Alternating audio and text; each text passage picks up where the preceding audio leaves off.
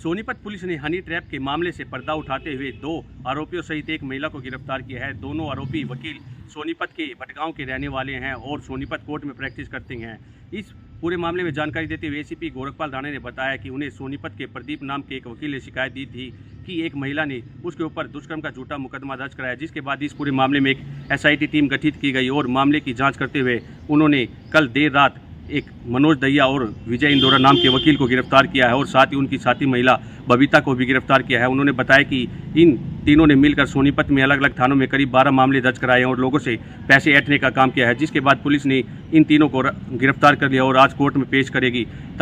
और इन्हें रिमांड पर लेगी ताकि पुलिस गहनता से पूछताछ की जा सके। फरीदाबाद में सीएम फ्लैंक की टीम ने गुप्त सूचना के आधार पर फरीदाबाद के समाज कल्याण विभाग और बाल विकास कार्यालय में छापेमार कार्रवाई की। दरअसल सीएम फ्लैंक की टीम को गुप्त सूचना प्राप्त हुई थी कि फरीदाबाद के समाज कल्याण विभाग और बाल विकास कार्यालय में अधिकारी समय पर ड्यूटी नहीं आते और कई बार तो अधिकारी ड्यूटी से नदारत रहते हैं। ऐसे में काम कराने जाने वाले लोगों को काफ़ी दिक्कतों का सामना करना पड़ता है। इसी के आधार पर सीएम फ्लैंक के डीएसपी मुनीष सहगल के दिशा निर्देश पर टीम गठित की गई और उसके बाद जब सीएम फ्लैंक की टीम मौके पर निरीक्षण के लिए पहुंची तो दोनों कार्यालय में कई अधिकारी जो है वो अपनी ड्यूटी से नदारत पाए गए, तो वहीं कई अधिकारी ड्यूटी से काफ़ी लेट जो है वो अपनी ड्यूटी पर पहुंचे। इसके बाद सीएम फ्लैंक की टीम ने तुरंत कार्रवाई करते हुए उन तमाम अधिकारियों के खिलाफ जो है एक रिपोर्ट तैयार की, जिस रिपोर्ट को उच्च अधिकारियों के समक्ष प्रस्तुत किया जाएगा, जिसके बाद उच्च अधिकारियों के दिशा निर्देश पर आगामी कार्रवाई अमल में लाई जाएगी। वहीं आपको बता दें फरीदाबाद में सीएम फ्लैंक की टीम लगातार एक्टिव मोड में नज़र आ रही है और पहले भी कई जो है कार्रवाई सीएम फ्लैंक की टीम की तरफ से सरकारी दफ्तरों में की गई है, जो कि ड्यूटी से नदारत रहने या ड्यूटी पर लेट पहुंचने वाले अधिकारी और कर्मचारियों के खिलाफ की गई है। और इसी प्रकार कार्रवाई फरीदाबाद के जो है वो समाज कल्याण विभाग और बाल विकास कार्यालय में जो है वो सीएम फ्लैंक की टीम के द्वारा की गई है। गांव झिमरेड़ी में खेत में काम करते समय एक मजदूर की मौत हो गई। मजदूर को सांप ने काट लिया था, जिसके बाद में मौत हो गई है। मजदूर की पहचान नजदीकी गांव चोरा निवासी सीतपाल के रूप में हुई है। 41 वर्षीय सीतपाल मजदूरी का काम करता था और गत दिन वह गांव झिमरेड़ी में खेत में स्प्रे कर रहा था। जैसे ही वह खेत में स्प्रे कर रहा था तो अचानक ही सांप ने उसको काट लिया। घायल अवस्था में सीतपाल को घोंडा के अस्पताल में लाया गया, जहां से उसे करनाल कल्पना चावला मेडिकल भेज दिया गया, लेकिन इलाज के दौरान उसकी मौत हो गई। बताया जा रहा है कि जिस प्रकार से दिन प्रतिदिन इस प्रकार से खेतों में काम करने से सर्पदंश के मामले बढ़ते जा रहे हैं, कहीं ना कहीं यह है जिस प्रकार से पिछले दिनों बाढ़ का प्रकोप हुआ था और खेतों में सांप व जहरीले जो बिच्छू वगैरह है वो काफी मात्रा में थे। ऐसे में अब मजदूरों का खेत में काम करने में खतरा बढ़ गया है। गुरुग्राम में चोरों के हौसले इस कदर बुलंद हैं कि उन्हें पुलिस का कोई डर नहीं है। गुरुग्राम के देवनगर के इलाके की एक घटना है, जहां पर चोरों ने एक मोबाइल की दुकान पर रात के समय दुकान का पहले ताला तोड़ा और उसके बाद जो है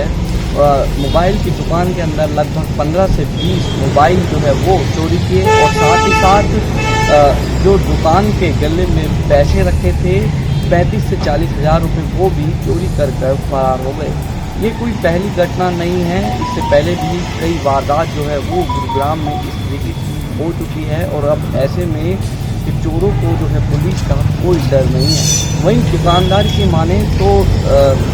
9:30 बजे के करीब रात में दुकान जो है वो बंद कर अपने घर चले गए थे। वहीं सुबह जब जो आसपास की दुकानें खुली और उनको जो है सूचना दी गई कि दुकान का जो है ताला टूटा हुआ है और अंदर का जो सामान है वो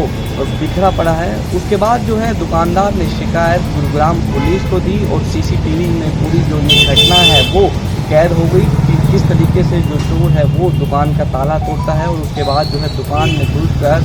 चोरी करता है, मोबाइल फ़ोन वहाँ से जो है ले जाता है और साथ ही साथ पैसे भी जो है वो चुराता है। तो कहीं ना कहीं अब गुरुग्राम पुलिस ने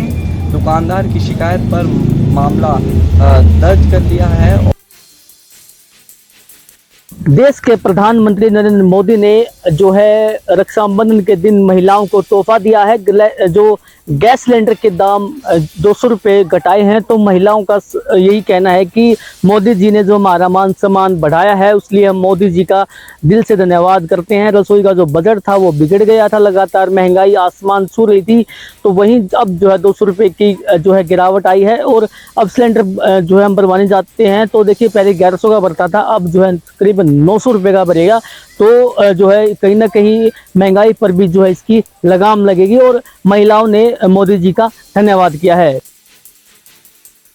रक्षाबंधन के त्यौहार पर हरियाणा सरकार ने महिलाओं के लिए विशेष प्रबंध किया गया है और महिलाओं को कल 12 बजे से लेकर आज रात 12 बजे तक जो है फ्री बस सेवाएं दी गई है, जिसमें एक 15 साल के बच्चे तक के जो है किराया माफ। आप देख सकते हैं कि मैं रोहतक के बस स्टैंड पर हूं। इस समय रोहतक का बस स्टैंड पूरी तरह से खचाखच भरा हुआ है और साफ तौर पर जो है महिलाओं में उत्साह जो है वो देखने को मिल रहा है, क्योंकि महिलाएं का कहना है कि आज रक्षाबंधन का त्यौहार है और रक्षाबंधन के त्यौहार पर वो अपनी भाई की कलाई पर राखी बांधने के लिए दूर दूर से जा रही हैं। और उससे भी बढ़िया तब होगा जब सरकार ने जो है ये किराया माफ किया है, क्योंकि सरकार कुछ गरीब महिलाएं थी अपने भाई की कलाई पर राखी नहीं बांध सकती थी। कुछ महिलाएं ऐसी हैं जो मजबूर नहीं जा सकती थी, लेकिन किराया फ्री होने के कारण जो है अपने भाई की कलाई पर राखी बांध सकेगी।